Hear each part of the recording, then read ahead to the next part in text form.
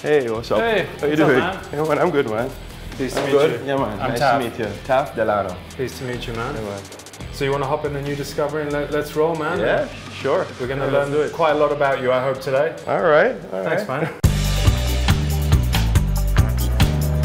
All right, nice.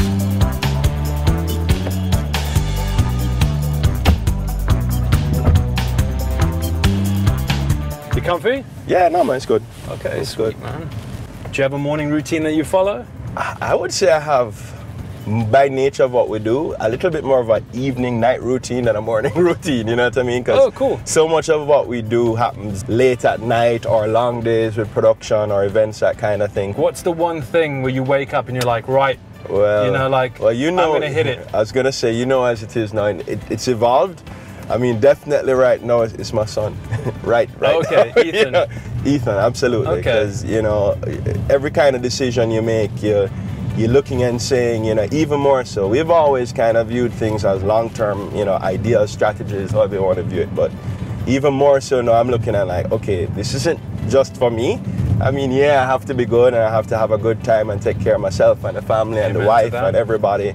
But then you're also kind of looking and you're like, okay, he's here and, you know, with, you know, possibly more, hopefully more to come. You know, just making sure he's good. So let's take it a little bit off topic now. Let's talk a little bit about driving. I want you to picture yourself. Coastal highway. You got your dream car. All right. The road is all yours. No toll? No toll. Yeah, no toll either.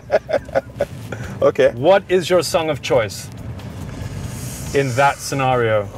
Well, I said I wasn't going to say this, you know, but probably Vibes Cartel still. So we can do a carpool karaoke to Vibes. Boy, I don't know if that's, Well, I don't know if that will clear the YouTube channel. It might not. It might not. We'll have to maybe make it. But it could be fun. It could be fun. Would you do the Kiki challenge? No. No, I would. Not here though. No. Definitely not here, man. Oh my goodness. My wife wanted us to do it. I quite You like to enjoy be- production, being behind the scenes. Okay. Yeah. What type of driver are you? If you ask anybody in my office, they'll tell you Delano drives really slowly. I take it that you do a lot of traveling, obviously with production, etc. Yep. What are the 5 things that you take with you at all times? I really enjoy driving, so I can't say that I need a lot of things. I mean, outside my charger, my cell phone, my glasses. Well, that's cool. You know, like you go minimal, right? You know, you don't need 5. Yeah. You just got 3, and then you roll, right? I'm good with 3. And gas, I guess. That's about it.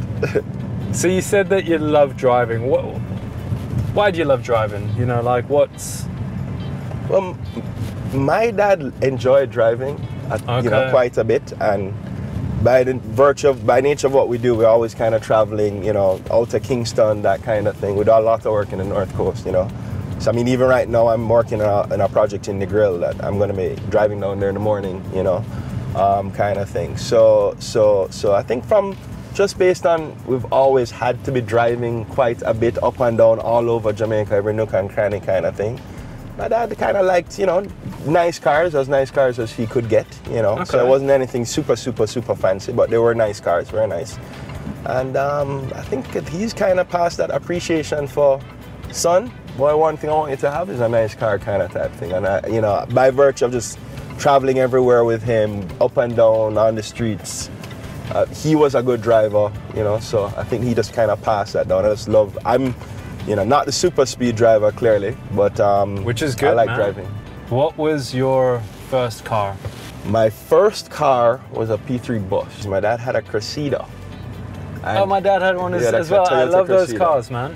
And my dad literally took me, as a child, I was probably 5-6 years old, and he took me to a chocolate factory. I kid you not, in Jamaica. A chocolate factory? Highgate. It was we're doing some work or something there, and he took me into the actual chocolate factory. Wow. And I mean, then I went overboard, you know? Oh, man. And I had so much chocolate. And needless to say, I don't know, I couldn't have been more than 5, 6. I mean, the chocolate ended up coming out in the car the way it shouldn't have. Oh, man. I just remember my dad kind of be like, what's going on? We're all in the Cressida. This is, my goodness, that's man. probably my most memorable car memory, to be honest. And the sunroof. That is brilliant. That is absolutely brilliant, man. Yeah. Do you know what? Life has a funny way of going around, you know, like in circles. Right.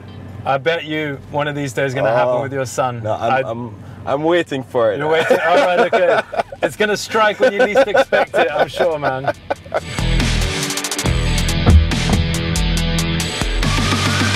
This is my wifey's go-to spot. So, nice. Nice. We've taken the drive. We're here now. What can you teach me that I don't know in 5 minutes? What can I teach you in 5 minutes? What do you want to know about production? I can't tell you anything about production. Let me be very vain then. You know, like, how do I take the perfect selfie? Well, that's a little bit more social media than traditional production. All right, okay. But I guess perfect selfie, I guess, is right. And this is just me just flying off the hat now. That's not my specialty. Okay. Right lighting is important. Kind of knowing your angles, knowing your face, knowing. Okay. You have to have that swag. People in production try to make production far more complicated than it really is. For example, you know, there's a whole vocabulary around production that is used just as a way to kind of keep people who know production away from people who don't necessarily have as much experience in production. Okay. So for example, somebody's going to ask you for a C47. And you're going to think a C47 is something, oh God, what's a C47? Is it a plane? It's a clothespin. It's a clothespin. A clothespin. It's a clothespin. C47. It's a C47. Yeah. Interesting. Okay. And that's just to put like a gel on a light, or if you want to add some, you know, kind of diffusion to soften the light or to change the color of the light, that kind of thing. Or for example, we will say, you know, I need a stinger. A stinger. A stinger. You know, and same, you know, I need a stinger. And, you know, sometimes, you know, when we have new members of staff, they're like, we don't have this thing. What are they asking for? They're asking for a stinger. And I'm like, well, that's actually an extension cable. An extension cable is a stinger? Is a stinger. Okay. Exactly. Any reason why? Or is it just the jargon that just the jargon that the electrics, and I mean, a lot of this comes from LA and, you know, like major film type markets where production, I guess, kind of originated. And so yeah, so they find all these terms to kind of just make it more complicated than it needs to be, rather than just asking for what it is. I know it's a family business. Is it something that you always saw yourself getting into? I grew up around production. Okay. And as a result of that, initially I did not want to do production initially, just because it's so close to you that, you know, you say, you know, I want to do something else. So at 15 years old, my dad went blind. You know. Yes, I read. So at that point it was okay. You know, I was literally going between high school and going to the office to kind of help him to make sure whatever decisions were being made, that kind of thing, were the right ones. You know, reality kind of hitting that I could no longer just fight not doing something because my parents did it. So at that point it was just like, hey, this is, you know, we're gonna do this. When I think of the Land Rover brand, I think of resilience. I think of overcoming obstacles, striving for excellence. Above and beyond is like their mantra. I read in an article where you were interviewed about your family going through a traumatic experience where the business actually burnt down. Tell us a little bit about that time and kind of what you learned through going through something like that. That was 20 years now, 1998. So, I mean, as a family, you know, my father went blind in 94. So that was within itself just very challenging, very traumatic for all of us. At one point I actually deferred, you know, going to college. Because it was like, okay, at this period I just need to stay home, stay connected to the business, stay close to my dad. It was very hard for him emotionally. My mother's actually away for, you know, some amount of that because she, you know, was studying in college. So it was myself and him at home. And, you know, I'm there just thinking, okay, you know, I'm in business, you read this thing, I'm in college and university, and there's a thing called insurance. So I'm like, Dad, everything, we're good, right? And he's like, he didn't respond. You know, and that lack of response was enough to know what, you know, what was really going on. So We pretty much lost everything. You know, from that point, you know, I'm probably over-insured at this point. We're a bit more diverse than we were then, and we continue to diversify what we do. So there's production as in the traditional production, similar to what we're doing, you know, now. Okay. There's feature film production, which is its own little niche in terms of people coming to Jamaica and filming. There's event production that we're very involved in the event production space. There's streaming. We do a lot of streaming for a lot of our clients. So, you know, we continue to try and diversify what we do, just because we never kind of want to be caught in a scenario where we're overly dependent on any one bucket. So let's up the mood a little bit. Cool. All right, so if you could be an animal, what animal would that be?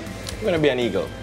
An eagle? Yeah. Okay, I like that. I'm going to be an eagle. All right, okay, so why, you know, why a an bird, eagle? I mean, an eagle, because you always want to fly. Everybody wants to. I mean, even going back, I guess, to me at some point wanted to be a pilot. Okay. And, you know, I just think you see the world from a whole new perspective, kind of. I like that. And an eagle is, you know, it still has enough presence that it can hold its own. I suppose that's kind of pointing to what you do, right? You're kind of like the eagle eye behind the camera and what you do. I didn't ask. That's not. I'm going to use this now. All right. Okay. nice pick up. Yeah. I give you an elephant. Okay. Big elephant. Right. Can't sell the elephant, and you can't give the elephant away. What would you do with the elephant? Can I lease the elephant? Yeah, you can lease it. Because it's not selling it, so you can lease it. I'm going to lease the elephant. You're going to lease the elephant. I like that. Okay, man, you're going to lease it. Fair enough. Looking back on what you've achieved so far, what is your proudest moment, personal or professional? Personal is going to be, you know, family. Okay. Birth of my son. That's definitely that, you know. Professional, it kind of depends on what stage professionally, because most recently I would probably say every summer, except this year because it's a World Cup year, we work on a project in the States. Okay. We're involved in live production and the production of live sports. So you pack up all the stingers, we pack up some of the stuff, and not even as much stuff. We have key members of our staff, 5 of us go. Okay. We provide management level operation to the US organization producing the soccer tournaments for Fox Sports, for Univision, for Telemundo, all the markets that have the worldwide distribution of the Gold Cup or Copa America.